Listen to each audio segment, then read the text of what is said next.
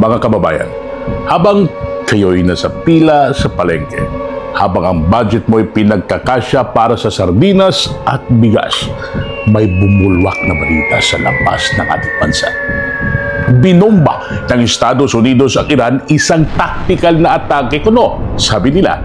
Pero sa chessboard na digmaan, ang bawat galaw ng reyna ay may isinasakripisyong pawn. At tayo mga Pilipino, nasa harap ng tabla at hindi hawak ang dice. EDCA, tulay ng kanluran, panganib sa silangan. EDCA o itong tinatawag na Enhanced Defense Cooperation Agreement, isang kasunduan sa pagitan ng Pilipinas at Estados Unidos.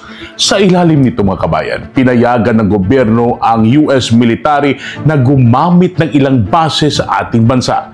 Hindi raw ito permanenteng base, pero may mga sundalo, armas, radar at runway. Sabi ng ilan, proteksyon daw ito. Pero ang tanong, proteksyon para kanino? Dahil kung uubusin ng mga superpower ang isa't isa, ay nako, baka tayong host country ang unang pasabugin. At ano ang epekto sa atin? Hindi lang ito tungkol sa missile. Ito'y tungkol sa presyo ng pagkain, gasolina, trabaho at mismong buhay. Kapag sumiklab ang digmaan sa rehiyon, nako po, mawawala ang mga trabaho ng OFW sa gitnang silangan. Tataas ang presyo ng langis, kuryente at pamasahe. Guguho ang turismo at mga call center agents. Mawawala ang mga investor. Magkakaroon ng hoarding at kakulangan ng pagkain. Mas lalala ang gutom, mas lalalim ang kahirapan. At sa gitna ng lahat na ito, ang Pangulo natin ay nasa photoshoot. Nako po, habang ang mundo ay naglalabanan, habang ang Pilipinas ay ginagawang daungan ng bala, si BBM ay abala sa pagsusuot ng barong, pagbibilang ng investment pledges daw, at wala siyang binabanggit sa EDCA. Wala siyang plano at wala siyang paninindigan.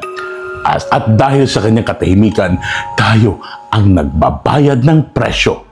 Kapag ang base ay pinaupa, ang gira ay hindi na lamang palabas kundi panauhin sa ating bakuran. Kapag ang gutom ay dumami, hindi bala ang unang tatama kundi presyo ng bigas at sibuyas. At kapag ang leader ay pipi, ang bayan ay maglilibing ng sariling pangarap sa katahimikan. Anong dapat gawin? Humingi tayo ng paliwanag saan tayo dadalhin ng EDCA. Itulak natin ang transparency, hindi tayo pwedeng makulong sa kasunduang hindi natin alam. At higit sa lahat, magsalita tayo dahil ang digmaan ay hindi lang laban sa sundalo, ito'y laban ng diwa. Mga kababayan, kapag binomba ng Amerika ang Iran, hindi lang disyerto ang umuusok, pati kaldero natin dito sa Pilipinas ay nauupos. At kung manatili tayong tahimik, kung pipiliin natin mag-Facebook habang nagkagagrian ang mundo, baka sa huli, ang makain na lang natin ay alikabok at propaganda. At sa gitna ng digmaan ng mga nabuhala, ang pinakamapanganib ay hindi ang missile, kundi ang Pilipinong hindi na marunong magtanong at ang Pangulong hindi kailanman sumagot. Ako naman, Nino Bonito Padilla, lumalaban para sa bayan. At yan ang punto ko. Punto Bonito, la Nino Bonito, diretso, walang inurungan. Le punto bonito, le tinig ng bayan, walang paligoy-ligoy ito. Lakas ng loob, talas ng isip, sigurado. Ni Nino Bonito, walang inurungan to. Issue sa masa, liwanag ang dala. Bawat tanong may tapang ang sagot niya. Lumalaban, naglilinaw ng totoo. Punto Bonito, para sa Pilipino. Kabilina ang matapang, makabuluhan at makatao. Walang inungan. Nagkataong kababayan ko ba?